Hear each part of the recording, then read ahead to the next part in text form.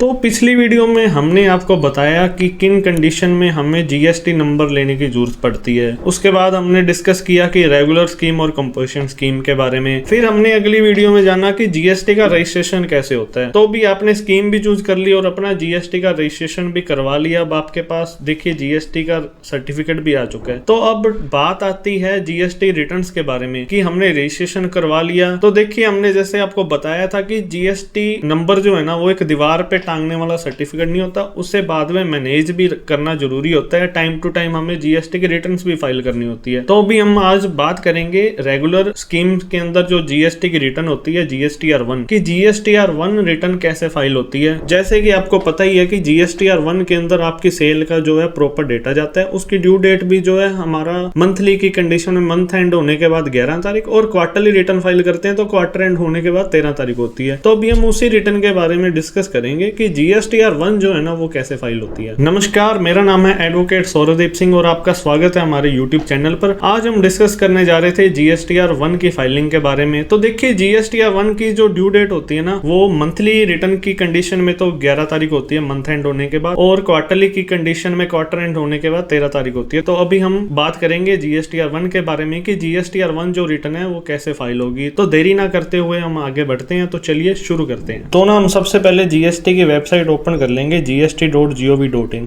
तो हमने ये वेबसाइट ओपन कर ली है अपने ब्राउजर पर। आप किसी भी ब्राउजर का यूज कर सकते हैं, चाहे आप क्रोम पे कीजिए, माइक्रोसॉफ्ट एज पे ओपन कीजिए, चाहे सफारी पे ओपन कीजिए, कोई भी आप ब्राउजर खोल लीजिए। gst.gov.in हमने जीएसटी की वेबसाइट जो है ओपन कर ली है। तो ये अभी होम पेज आ चुका है। तो यहाँ पर देखिए ऑप्शन आ रहा है लॉगिन का।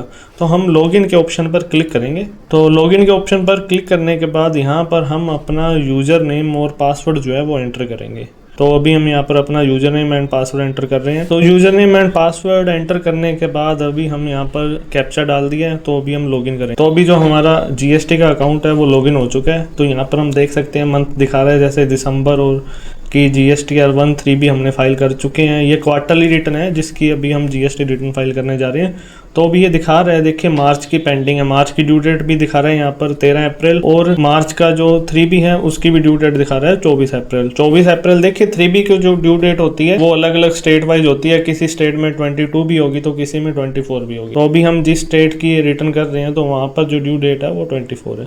तो ये होम पेज ओपन होने के बाद हम यहाँ पर रिटर्न डैशबोर्ड का ऑप्शन आ रहा है, हम यहाँ पर क्लिक करेंगे। तो रिटर्न डैशबोर्ड ओपन करने के बाद देखिए यहाँ पर फाइल रिटर्न का हमें ऑप्शन आ चुका है। यहाँ पर फाइनेंशियल ईयर आ रहा है कि कौन से फाइनेंशियल ईयर की आप रिटर्न फाइल करना चाहते हैं। तो अभी हम 25-26 सिलेक्ट करेंगे क्योंकि मार्च का जो भी क्वार्टर एंड हुआ है उसकी हम रिटर्न फाइल कर रहे हैं। तो यहाँ पर क्वार्टर पूछा जा रहा है, Q4 पीरियड मार्च। तो हमने मंथ जो अपना सिलेक्ट कर लिया। अभी हम सर्च करेंगे। तो यहाँ पर देखिए फॉर्म्स आ चुके हैं, जीएसटीआर1 क्वार्टरली, जीएसटीआर2 भी, जीएसटीआर3 भी क्वार्टरली, ठीक है, और ऑटो ड्राफ्टेड 2A। तो अभी हम जीएसटीआर1 जो है वो फाइल करने वाले हैं। तो देखिए जीएसटीआर1 के ऊपर हम क्लिक कर रहे हैं। तो यहाँ पर काफी सारे ऑप्शन आ रहे हैं। तो सबसे पहले तो देखिए ये ऑप्शन आ रहा है फाइल नील रिटर्न का। तो फाइल नील रिटर्न पर आप तब क्लिक करोगे अगर आपने पूरे मंथ या क्वार्टर के अंदर कोई बिजनेस ही नहीं किया। हम जो जीएसटी की रिटर्न 0 फाइल करना चाहते हैं तो इस पे क्लिक करेंगे। नहीं तो अगर आपका कोई सेल है तो यहाँ पर डाटा जो है हमें फीड करना होगा। तो जैसे ये सबसे पहला ऑप्शन है B2B सेल जाएगी। यहाँ पर B2C के जो लार्ज इनवॉइस है वो जाएंगे, एक्सपोर्ट के इनवॉइस होंगे, B2C के स्मॉल इनवॉइस आ जाएंगे, नील रेटेड या एग्जेम्प्टेड सप्लाई है उसकी टेबल दे रखी है, क्रेडिट डेबिट नोट की टेबल आ गई। ये रजिस्टर्ड के क्रेडिट डेबिट नोट थे, ये अनरजिस्टर्ड हैं। तो देखिए काफी सारे अलग अलग ऑप्शन दे रखे हैं। ये HSN की समरी जाएगी, यहाँ पर HSN की समरी डालनी भी जरूरी है। डॉक्यूमेंट इशू, यानी कोई भी हम बिल इशू कर रहे हैं, 5 बिल इशू कर रहे हो मान लो, तो वो बिल की सीरीज जाएगी। हाँ अभी हमने 9 नंबर से लेके 14 नंबर तक बिल इशू करे हैं, 15 नंबर तक करे हैं, जितने भी बिल इशू करे हैं।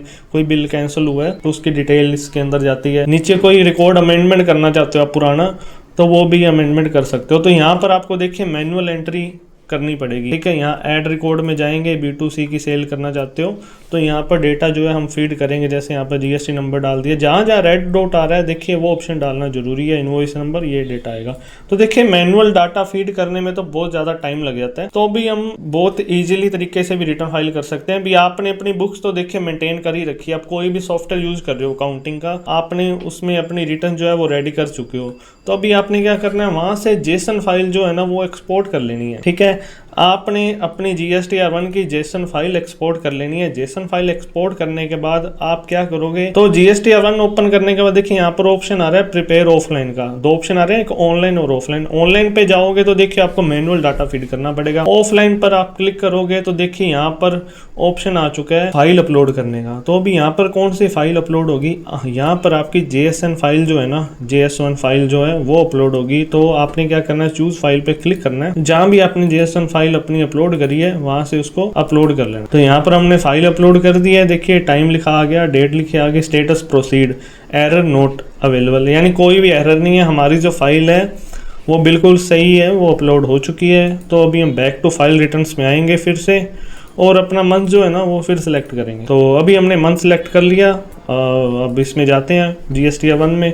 तो देखिए यहाँ पर पहले 00 आ रहा था डाटा हमारा, तो अभी यहाँ पर B2B के जो इनवॉइस है वो 2 दिखा रहा है, B2C का भी 1 दिखा रहा है, HSN में भी आ रही है अमाउंट, डॉक्यूमेंट भी इशू किए हुए हैं, वहाँ भी रिकॉर्ड शो कर रहे हैं। तो अभी आप देख सकते हो यहाँ पर हमारे बिल भी शो कर रहे हैं, डेटा आ चुका है। HSN की समरी भी हम चेक कर लेते हैं। तो देखिए डेटा सारा जो है ना हमारा शो हो चुका है यहाँ पे। तो अभी आप इसको अगर हटाना चाहते हो तो डिलीट भी कर सकते हो, ऑप्शन है आपके पास, ठीक है। तो आप डेटा जो है ना अपना अच्छे से मैच कर लीजिए। उसके बाद हमने क्या करना है, जनरेट समरी का ऑप्शन आ रहा है नीचे, इस पर हम क्लिक करेंगे। तो जनरेट समरी पर क्लिक करने के बाद यहाँ लिखा आ रहा है your generate summary request has been received. तो अभी हम क्या करेंगे, इसको रिफ्रेश करेंगे एक बारी। तो रिफ्रेश करने के बाद देखिए नीचे प्रोसीड टू फाइल का ऑप्शन आ चुका है। तो प्रोसीड टू फाइल पर हम क्लिक करेंगे। तो यहाँ पर हमारी सारी इनवॉइस की वैल्यू आ रही है, CGST या GST टैक्स लिखा आ रहा है, जो भी हमने बिल इशू करे थे उनकी डिटेल आ रही है। तो आप एक बार इसे क्रॉस चेक भी कर लीजिएगा, ध्यान से देख लीजिएगा भी हाँ आपने जो डेटा फीड किया सही किया ना। कई बार ऐसे ना हो कि आप कोई गलत फाइल अपलोड कर दो, ठीक है। यहाँ पर डेटा मिला लेने के बाद हम फाइल स्टेटमेंट पर जो है ना वो क्लिक करेंगे। फाइल स्टेटमेंट पर क्लिक करने के बाद यहाँ पर देखिए ऑप्शन आ रहा है रिटर्न फाइलिंग फॉर GSTR1। तो अभी हम रिटर्न फाइल करनी है, लास्ट स्टेप पर हम पहुंच चुके हैं। तो यहाँ पर चेक बॉक्स पर हम क्लिक करेंगे, ऑथराइज सिग्नेटरी जो है ना वो सिलेक्ट कर लेंगे, ठीक है। तो अभी यहाँ देखिए 2 ऑप्शन आ रहे हैं हमारे पास, एक तो आ रहा है DSC और एक आ रहा है EBC। अगर आप DSC सिलेक्ट करते हैं तो देखिए डिजिटल सिग्नेचर के थ्रू आपकी रिटर्न जो फाइल होगी। अगर आप EBC पर क्लिक कर दोगे तो आपकी ईमेल और मोबाइल पर ना एक OTP चला जाएगा, तो आप वो OTP डाल के भी रिटर्न फाइल कर सकते हैं। तो अभी हम यहाँ OTP एंटर करेंगे। तो अभी हमने यहाँ पर अपना OTP भी जो है वो एंटर कर दिया है। OTP एंटर करने के बाद हम यहाँ वेरीफाई पर क्लिक करेंगे। तो वेरीफाई पर क्लिक कर दिया है। तो देखिए यहाँ पर मैसेज आ चुका है GSTR1 of GSTN for return period March 25-26 has been successfully filed. तो हमारी जो रिटर्न है वो फाइल हो चुकी है। तो देखिए OTP डालने के बाद यहाँ पर मैसेज आ चुका है GSTR1 of GSTN number for the return period March 25-26 has been successfully filed. तो हमारी जो रिटर्न है ना वो फाइल हो चुकी है। तो यहाँ पर एक्नॉलेजमेंट नंबर भी लिखा आ चुका है। तो अभी हम हमारे डैशबोर्ड पर चेक करेंगे ना, स्टेटस चेक करेंगे तो वहां भी जो रिटर्न है वो फाइल ही दिखाएगा।